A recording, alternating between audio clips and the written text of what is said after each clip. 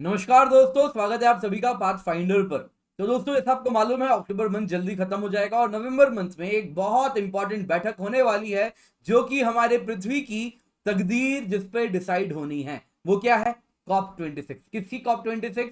UN framework convention on climate change. तो जी हाँ दोस्तों, UNFCCC की 26वीं कॉन्फ्रेंस ऑफ पार्टीज की बैठक है और कहा जा रहा है ये बहुत इंपॉर्टेंट होने वाला है। इतना ही इंपॉर्टेंट है कि अभी करीबन 12 दिन बाकी है इस इवेंट की शुरुआत में, लेकिन अभी से इसमें फ्रंट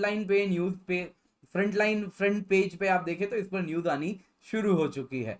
तो क्यों ये इतना इंपॉर्टेंट है, तो इस पर हम चर्चा करेंगे और इस COP26 के क्या गोल्स हैं वो हम डिस्कस करेंगे, और साथ ही साथ इंडिया के कंटेक्स्ट से COP26 के बारे में हमें जो वो सब कुछ जो जानना चाहिए वो सब भी हम डिस्कस आज की इस क्लास में करने वाले हैं। तो दोस्तों, मेरा नाम किंजल चौधरी है और मैं आप सभी का स्वागत करता हूं पाथ फाइंडर पर। आप मुझसे मेरे टेलीग्राम चैनल पर जुड़ सकते हैं, जहां पर लेक्चर के बाद आपको पीडीएफ अपडेट्स मिल जाएंगे। साथ ही साथ नीचे दी गई मेरी अनअकैडमी प्रोफाइल है, जहां पर आप मुझसे जुड़ सकते हैं, जहां पर मेरे द्वारा कई फ्री स्पेशल क्लासेस कंडक्ट कराई जा रही हैं जिनका हिस्सा आप बन सकते हैं। तो इससे पहले आगे बढ़े, आज का सवाल UNFCCC COP26 के कंटेक्स्ट में आपसे दो स्टेटमेंट पूछे गए हैं, आपको बताना है कौन सा सही है, ट्रू है। तो न्यूज में क्या है? न्यूज में है यूके में ग्लासगो, रादर यूके के स्कॉटलैंड में ग्लासगो में COP26 UN climate change conference होने वाली है अक्टूबर 31 टू नवंबर 12। एंड ये इवेंट अगर आप देखें तो इसमें 190 कंट्रीज से ज्यादा देशों से लीडर्स आने वाले हैं, थाउजेंड्स ऑफ नेगोशिएटर्स होने वाले हैं, रिसर्चर्स होने वाले हैं, सिटीजन आने वाले हैं, यहां तक कि लोग कह रहे हैं कि 24,000 लोग ग्लासगो में जमा होने वाले हैं। किस लिए? उद्देश्य क्या है? क्लाइमेट चेंज से कैसे जूझना है, क्लाइमेट चेंज से कैसे लड़ना है, कैसे इसके इंपैक्ट को मिनिमाइज करना है, उस ऑब्जेक्टिव के लिए। तो UNFCCC अगर आप देखें तो उसकी जो कॉन्फ्रेंस ऑफ पार्टीज है, तो COP26 ने कहा है, COP26 में ऐसा कहा जा रहा है, UNFCCC ने कह दिया है कि 4 गोल्स हैं जिन पर डिस्कशन होनी है COP26 में। तो UNFCCC ने ये साफ साफ 4 गोल्स बता दिए हैं। तो आइए, बहुत जरूरी है कि हम इन 4 गोल्स को जाने जिनको अचीव करने के लिए प्रयासरत रहने वाली है UNFCCC। तो पहला गोल है COP26 का कि कैसे बाई 2050 हम नेट जीरो अचीव कर लें, यानी कि कार्बन एमिशंस हमारी पृथ्वी की नेट जीरो हो जाए बाई 2050, यानी mid of this century. And इसके साथ 1.5 डिग्री सेल्सियस यानी प्री इंडस्ट्रियल लेवल से टेम्परेचर इंक्रीज बस 1.5 डिग्री सेल्सियस तक ही हो, ये अटेन करना, तो ये अचीव करना, ये गोल 1 होगा। तो इसमें दोस्तों अगर आप देखें तो UNFCCC ने कह दिया है कि अलग अलग देश अलग अलग माध्यम से इस गोल को अचीव कर सकते हैं। यूके की बात की गई है, जो अमीर है वो अलग तरीके से करेंगे, जो डेवलपिंग कंट्रीज हैं वो अलग तरीके से करेंगे। तो यूके की बात की गई है तो उन्होंने कहा है कि यूके ने ऑलरेडी, जैसा आप देख सकते हैं, उन्होंने कह दिया है, जो कि होस्ट होने वाली है COP26 की, उन्होंने कहा है कि वो 78% एमिशन रिडक्शन कर देंगे बाई 2035 एंड वो नेट जीरो बाई 2050 अचीव करेंगे। वैसे इंडिया की बात करें तो इंडिया ने भी कमिटमेंट कर दिया है कि हम 450 गीगावाट ऑफ रिन्यूएबल एनर्जीज की टारगेट है हमारी बाई 2030, और हम डायरेक्शन में है इसको अचीव करने के।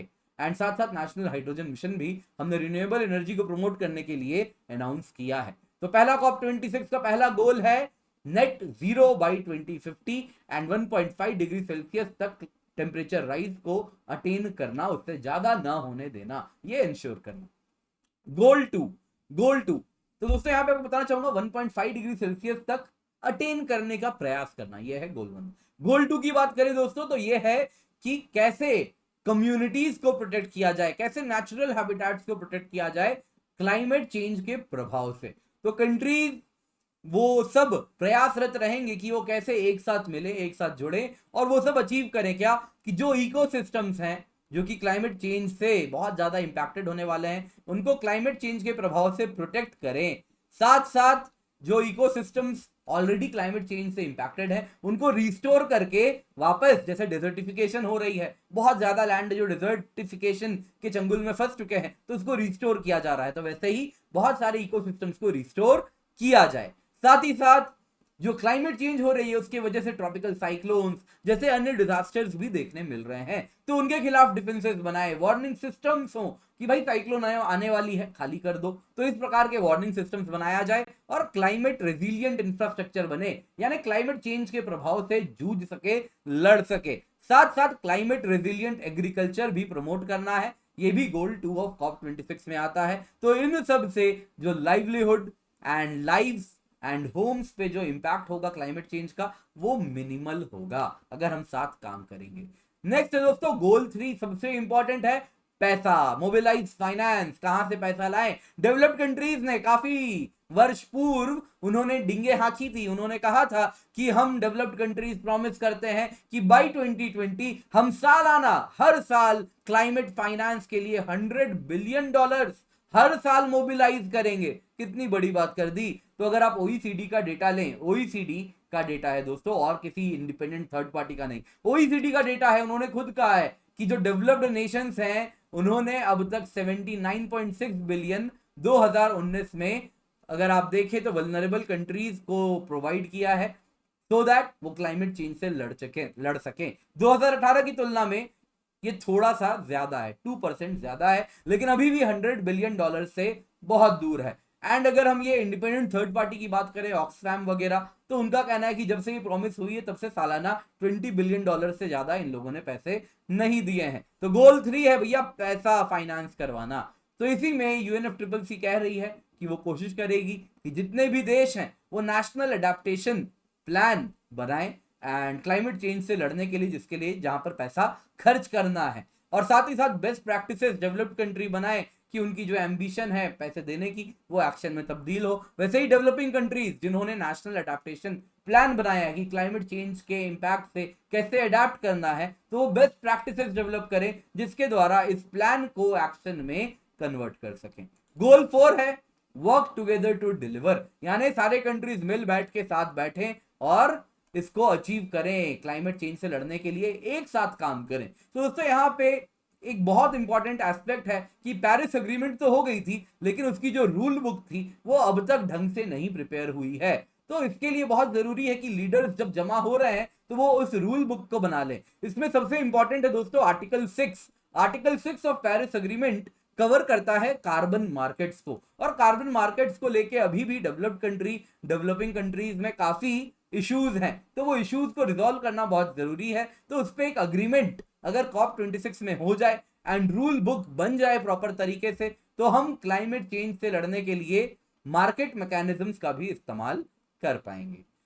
तो दोस्तों अगर हम इंडिया के पर्सपेक्टिव से देखें तो COP26 में इंडिया पे काफी प्रेशर होने वाला है। सबसे पहले तो इंडिया पे प्रेशर होगा, दबाव होगा कि वो अपने एनडीसी को अपडेट करे, यानी नेशनली डिटरमिन्ड कंट्रीब्यूशन, उसको अब अपडेट करे और नए एम्बिशियस टारगेट्स लेकर आए दुनिया के सामने। नंबर 2, चाइना की तरह इंडिया भी नेट जीरो, कब इंडिया नेट जीरो होगी, वो टारगेट कब, वो डेट कब होगा, वो डेट अनाउंस करे कि वो बाई 2030 होगा, 2040 होगा, 2070 होगा, क्या तारीख होगी जब इंडिया अपने आप को नेट जीरो एमिशंस करने वाला देश घोषित करे, तो वो टारगेट डेट बताए। इस पर भी प्रेशर होने वाला है। इसके सिवा India one of the largest producer, consumer, importer of coal है, तो इसलिए कैसे इंडिया, जो कि कोल एक हाईली आप देखें तो पल्यूटिंग फ्यूल है, तो कैसे इंडिया कोल से अपने इकोनॉमी को डीकपल करे, कैसे इंडिया अपने एनर्जी डिमांड्स को कोल के सिवा अन्य किसी फ्यूल से ले, तो वो ट्रांजिशन कैसे होगी,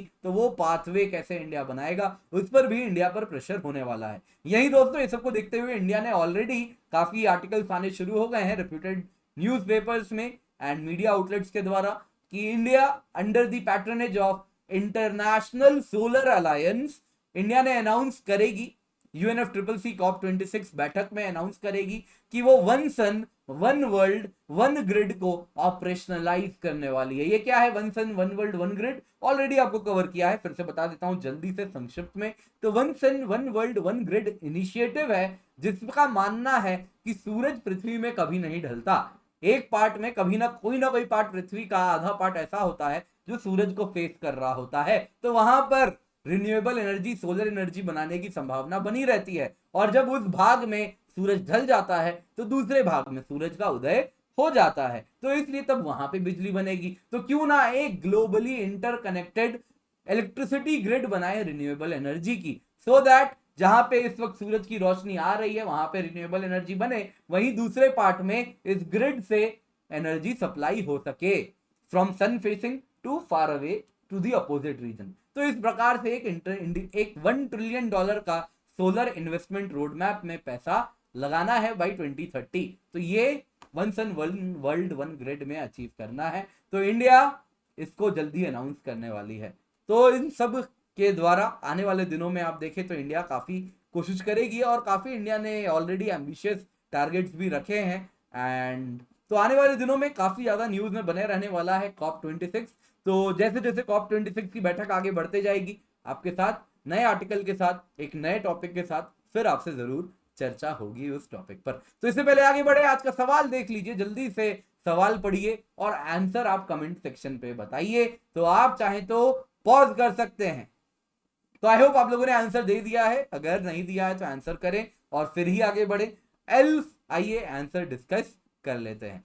तो with reference to UNFCCC COP26 इनमें से कौन सा स्टेटमेंट ट्रू है? तो पहला स्टेटमेंट आपसे पूछा है, क्या ये कुनमिंग इन चाइना होने वाला है? नहीं साहब, वो तो बायोडाइवर्सिटी समिट था, है ना, CBD का था। तो UNFCCC का समिट कहां हो रहा है? ग्लासगो, स्कॉटलैंड, यूके में हो रहा है। वहीं one sun one world one grid initiative अगर हम देखें तो इंटरनेशनल रिन्यूएबल एनर्जी एजेंसी के द्वारा ऑपरेशनलाइज नहीं हो रही है, इंटरनेशनल सोलर अलायंस के द्वारा ऑपरेशनलाइज हो रही है।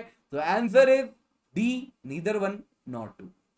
तो दोस्तों आज की क्लास पसंद आई हो तो लाइक जरूर करें, अपने दोस्तों के साथ शेयर करें, पाथफाइंडर चैनल को सब्सक्राइब करें। अनअकैडमी जब भी आए यूज द कोड KC10 क्योंकि इससे आपको 15% ऑफ नहीं मिलता, बेस्ट मेंटरशिप मिलती है, हैंड होल्डिंग मिलती है, बेस्ट नोट्स मिलते हैं, और जो गाइडेंस है वो मेरे द्वारा सारे subjects of GS, SA and geography option को कवर करती है। अनअकैडमी में इंडिया के बेस्ट एजुकेटर्स हमारे साथ जुड़े हुए हैं, जैसे आप स्क्रीन पर देख सकते हैं। तो अनअकैडमी लर्नर्स 170+ लर्नर्स ने एग्जाम क्रैक किया है, तो आप भी वो हो तो अनअकैडमी सब्सक्रिप्शन जरूर लें। तो दोस्तों UPSC CSE कॉम्बैट है, KC10 कोड का इस्तेमाल करें, उसका हिस्सा बने। एंड जो प्राइसेस है आप देख सकते हैं, स्पेशल प्राइसेस कुछ दिनों के लिए है। 1 ईयर की सब्सक्रिप्शन 57,704 रुपीज में, और आइकनिक GS प्लस ऑप्शनल की 1 ईयर की सब्सक्रिप्शन है 78,999 में। दोस्तों ये प्राइसेस जल्दी खत्म हो जाएंगी। और साथ ही साथ 9 मंथ का भी है दोस्तों सब्सक्रिप्शन। 9 मंथ के सब्सक्रिप्शन की GS प्लस ऑप्शनल की कीमत है करीबन 45,000 रुपए, करीबन 45,600, देख लीजिएगा एक बार। तो ये नए प्राइसेस हैं, कुछ ही दिन के लिए हैं। इनमें आपको टेस्ट सीरीज भी मिल रही है कॉम्प्लीमेंट्री, 45,000 की टेस्ट सीरीज आपको कॉम्प्लीमेंट्री मिलेगी, 21 ऑप्शनल टेस्ट है। वैसे ही GS में अगर हम देखें तो 80 टेस्ट है, 50 प्रीलिम्स के, 30 मेंस के। दोस्तों ये सब आपको मिल रहा है। स्पेशल डिस्काउंट है 10% with optional 10% using the referral code KC10। दोस्तों अगर आप प्लस सब्सक्रिप्शन की 2 साल की कीमत देखें 64,800 है, 2 साल की आइकनिक 1,04,175 है, एक साल की ऑप्शनल की कीमत है 24,750 रुपए using the code KC10। UPSC CSE नए बैचेस स्टार्ट हो रहे हैं 20 अक्टूबर से, हिंदी इंग्लिश बाइलिंगुअल में 1 साल 2 साल दोनों के बैचेस आपको देखने मिलेंगे। मिशन AI अर्बन बैच है जो कि मेंस के लिए बनाया गया है, वो भी स्टार्ट हो रहा है, एंड ये हिंदी इंग्लिश बाइलिंगुअल तीनों में अवेलेबल है। तो दोस्तों आई होप आज की क्लास आपको पसंद आई हो तो लाइक जरूर करें। अनअकैडमी जब भी आए use the code KC10। Thank you so much for joining, have a great day and let's crack it.